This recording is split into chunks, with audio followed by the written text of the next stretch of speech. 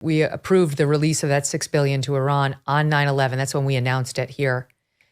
And at that moment, we know from the Wall Street Journal's reporting, Iran was meeting with Hamas to plan this terrorist attack.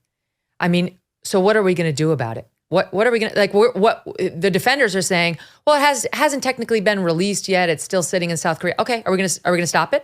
Are we going to shut it now? What are we going to do? What are we going to do when it comes to Iran? Because it looks like right now, not only are we not going to stop it, but we're going to continue on with the Iran deal that's become an obsession for the Obama and Biden team. We are going to continue because Secretary Blinken just said a few hours ago that he saw there was no evidence that Iran had planned this. That's what he said. Right. He had not seen any evidence. And their way of thinking, the more that you indulge Iran and Hamas, they will interpret that magnanimity to be reciprocated in kind. And they look at it as weakness to be exploited, not to be reciprocated in kind. And they have nothing but contempt for us. And they know that, but they have something about Israel. They've adopted this revolutionary fervor in the United States left that somehow the success and the humanitarianism, the democratic institutions of Israel cause people in that area to feel envious or jealous or angry, and they buy into that. Neo-colonialist, neo-imperialist Jews in the Middle East shouldn't be there. And it's prevalent in the Democratic Party. It's very ironic because they keep talking about MAGA and semi-fascist MAGA and the MAGA tail wagging the Republican dog. And actually, the radicalization of the parties is in the Democratic Party. And you can see these insane postings by the squad members and a lot of their identity politics caucus members and what we see with the Democratic Socialist protests. And they're captive to that group, and that means they're not able to maneuver in a normal way. And that's why we have all these calls from so-called statesmen in the Democratic Party and the Biden administration calling for equality or symmetry or ceasefire. So they don't, it's really boggling that a bunch of murderers come in and they murder people in their homes, maybe 900, 1,000, 1,100, we don't know. And then they say, okay, let's call it quits now and just stop.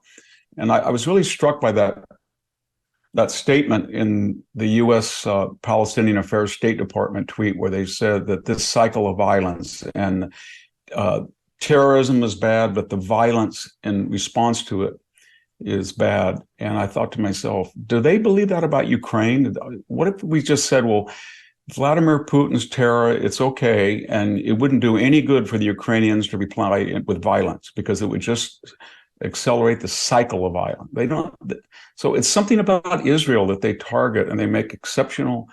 They get rid of norms. They just focus on Israel in a way they don't do any other. They're never consistent. And why, I don't know. I have a suspicion, but our State Department and government have been kind of infiltrated by these hard leftists. It certainly appears that way, given the tweets that they've sent out. For them to follow up with the Turkish ambassador tweet or foreign minister right after they already had to take down that other tweet from the State Department. Yeah. They already learned their lesson, or should have. And as I was saying earlier in the show, before you got here, Victor, the thing that concerns me about the tweet saying, from Blinken, just spoke with the Turkish foreign minister, and we will back their call for a ceasefire, the Turkish call for a ceasefire. Then he had to take it down. Then the new cleansed tweet didn't have that in it. Well, that doesn't change the substance of the conversation the two men actually had. And I don't think he would have written in a tweet that we had agreed to back Turkey's call for a ceasefire if we hadn't actually said that, right? So that's clearly where we actually stand. We want a ceasefire. We want it immediately. We want it. Truly, it's like saying to the United States as the towers were burning, you know what? Hold your fire. Yeah, ceasefire. Yeah, now's the time to de-escalate. You got to remember, Turkey just sent an armed drone into a U.S. installation that the U.S. Air Force shot down. About 9 months ago, it threatened our other NATO partner, Greece, and said that one morning the Greeks would wake up and missiles would be falling down upon them in Athens. They have 75 to 80 overflights every month in the Aegean into Greek airspace. They tried to block Sweden, of all countries, from joining NATO, and they're selling arms right now to Russia in the Ukraine conflict. And we couldn't trust them with 8 F-35 assembly components. They were giving the information to the Russians. So that's a problem. And everybody knows that they have the second largest army in NATO, and we can't do anything about it, we think. And we have a nuclear base there, a base with apparently nuclear weapons, which is also problematic.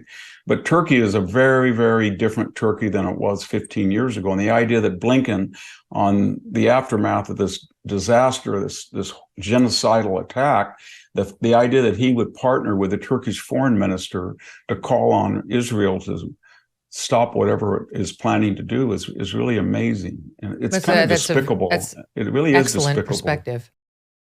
This show is supported by Grand Canyon University. Founded in 1949, GCU is a private Christian university that's dedicated to delivering an affordable and transformative higher education.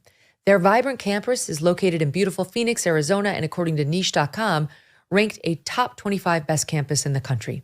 As of June 2023, GCU offers 330 academic programs with over 270 of them online, allowing you the freedom to earn your degree on your time from wherever you are. Their programs are also designed to challenge and inspire you. At GCU, your degree, whether it's a bachelor's, master's, or doctorate, integrates the free market system and a welcoming Christian worldview. And they believe that higher education should be accessible to all. Learn more about GCU's programs, competitive tuition rates, and scholarship offers from your university counselor. They're part of the supportive graduation team who take a personalized approach to helping you achieve your academic goals, walking alongside you every step of the way. Find your purpose at Grand Canyon University. Private, Christian, affordable. For more information or to enroll, visit gcu.edu. Hey, thanks so much for watching. If you like what you just saw, hit the subscribe button for more clips and full episodes.